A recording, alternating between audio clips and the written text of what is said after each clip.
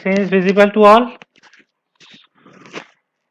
Okay तो देखिए ये बहुत ही सिंपल सा क्वेश्चन जो हमने क्लास में पढ़ा है उसी से हमने लिया था। जैसे what is the output of the code print 9, तो ये वाला जो सिंबल है ये फ्लोर डिविजन्स के लिए हमने यूज किया था। ठीक है, तो इसका आंसर आपने सबने 4 लगाया होगा।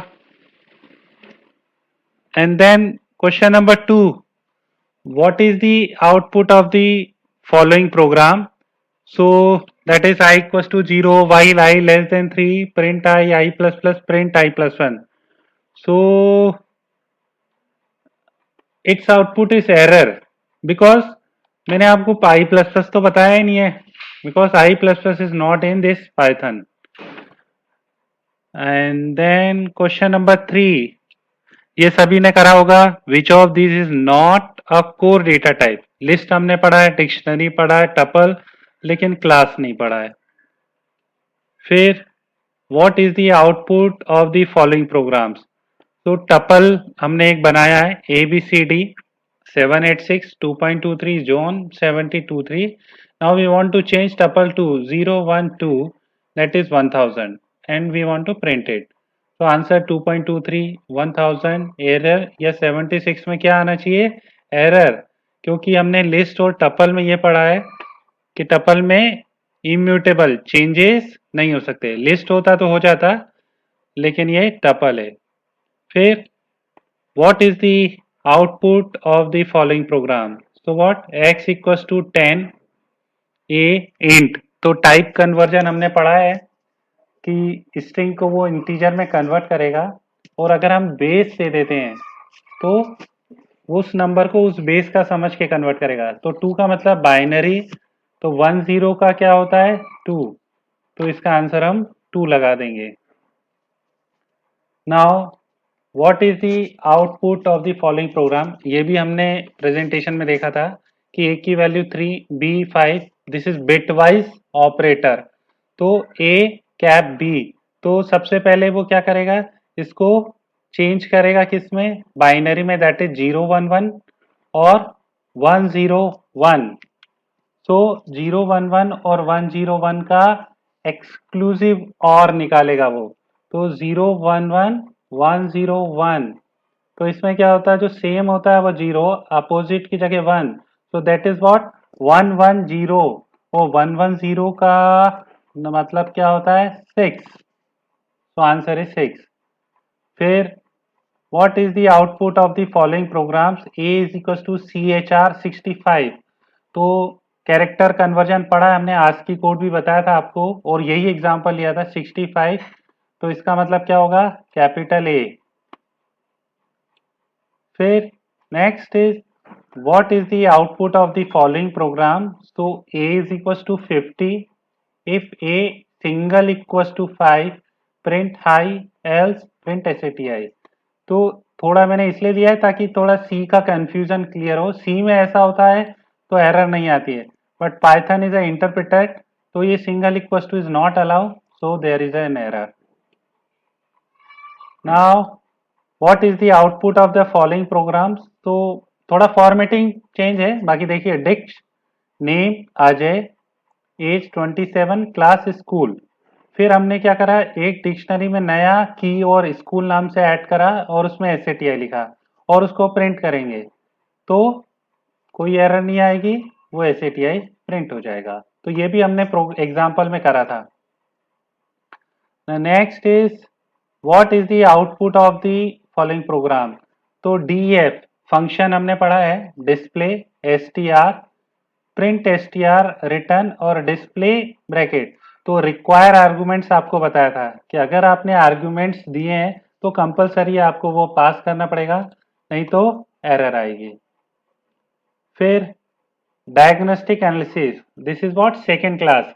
तो सेकेंड क्लास में हमने पढ़ा था कि डिस्क्रिप्टिव, डायग्नोस्टिक एनालिसिस और प्रिडिक्टिव और प्रिस्क्रिप्टिव। तो ये सीक्वेंस में डिस्क्रिप्टिव का मतलब क्या होता है, व्हाट हैपेंड, क्या हुआ। तो हम एक डैशबोर्ड पे सारा इंफॉर्मेशन, इवन अभी जो आपका टेस्ट हुआ तो अब टेस्ट में आप कितने मार्क्स आए, मीन कितने आए, मीडियन कितने आए, तो ये आप देख रहे होंगे कि यहाँ पर आपको ये पूरा दिख रहा है। दिस इज डिस्क्रिप्टिव एनालिसिस कि एवरेज कितने नंबर आए, कितने स्टूडेंट ने पार्टिसिपेट किया, मीडियन 11/20, 4 to 19 रेंज है, एक स्टूडेंट के 19 आए, एक दो के 3 के 18 आए हैं। तो ये हमारा डिस्क्रिप्टिव एनालिसिस हुआ। और अब हम इसको देखें कि वाई द परफॉर्मेंस इज, मतलब वाई, तो दिस इज डायग्नोस्टिक। अब इसका अगर हम पोस्टमार्टम करें तो why did happen is the answer of question number 11 diagnostic का। फिर ये भी हमने सेकेंड क्लास में पढ़ा था, marital status is which type of data variable. तो वेरिएबल के बताए थे नॉमिनल, ऑर्डिनल। तो मैरिटल स्टेटस क्या, मैरिड, अनमैरिड, और उनमें कोई रैंक नहीं होती है, तो इसलिए नॉमिनल। फिर students grade, student grade is which type of data variable. हाँ, इसमें ग्रेडिंग होती है, लोअर ग्रेड, एवरेज, बेस्ट, तो this is ordinal. Then what is the output of the following code? Capital M A N power, ये ध्यान रखना, ठीक है।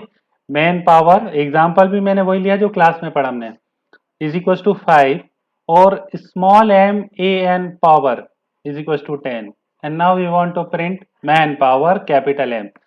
तो ऑब्वियस सी बात है आंसर 5 आएगा, ठीक है, क्योंकि ये अलग वेरिएबल है और ये अलग वेरिएबल है। Question number 15.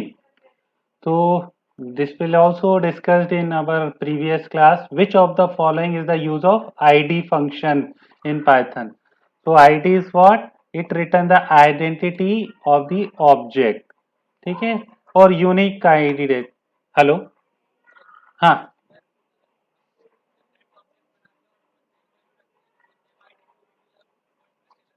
हाँ, जिस,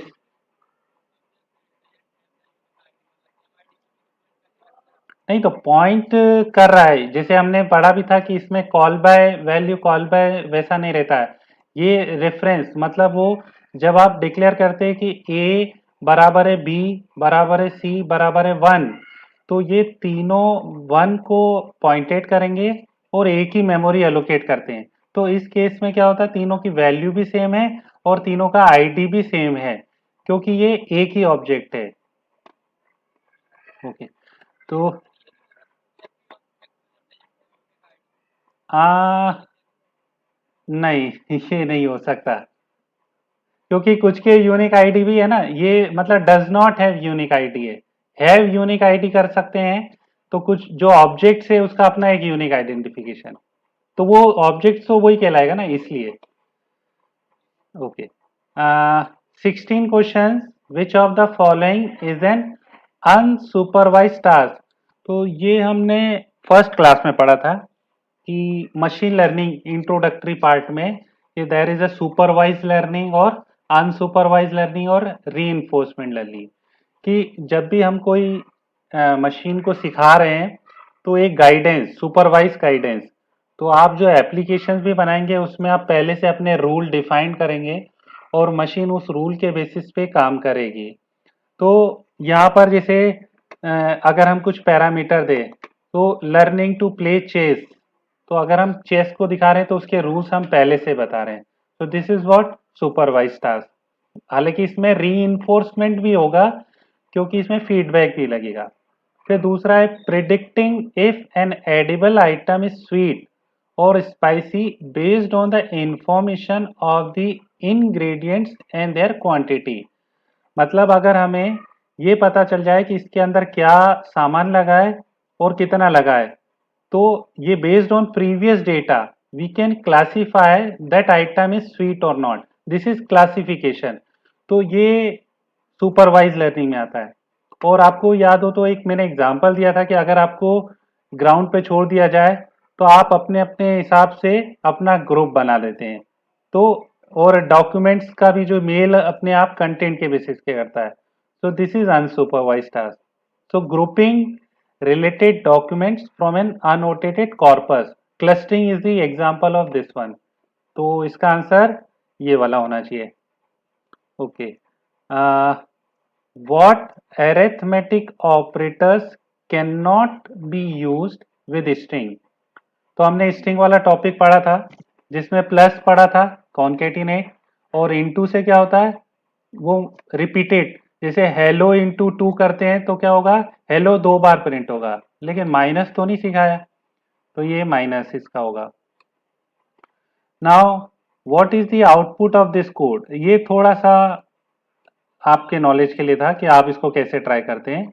तो ये पावर फंक्शन हमने पढ़ा था एक्सपोनेंशियल वाला कि टू की पावर टू, टू की पावर थ्री, थ्री की पावर वन, और इसकी जो प्रेसिडेंस होती है वो राइट टू लेफ्ट होती है, तो इसलिए ये थोड़ा कंफ्यूजिंग है कि थ्री की पावर वन एंड टू की power three is what eight, and two की power eight is what 256।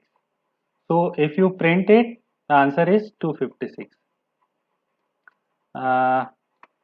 which keyword is used for function, तो ये तो सभी ने सही करा होगा, df हम करते हैं, और एक आध क्वेश्चंस में मैंने df लिखा भी होगा,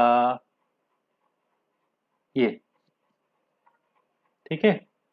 तो क्वेश्चन नंबर 19 का आंसर तो सभी का सही होगा। Last question, question number 20, what is the output of the following programs? So total equals to 0, def, this is a definition, sum arg1 comma arg2, again total। तो ग्लोबल और local वाला topic अगर आपको याद हो, तो total equals to arg1 plus arg2 return total, और यहाँ पर हम सम 1020 करा रहे हैं, फंक्शन को कॉल कर रहे हैं, so that function add the parameter 10 and 20 and assign to total and return it, but remember we already assigned the global variable, तो if we assign the global variable तो ये इसका स्कोप यहीं तक रहेगा, so the answer is 0, this one। so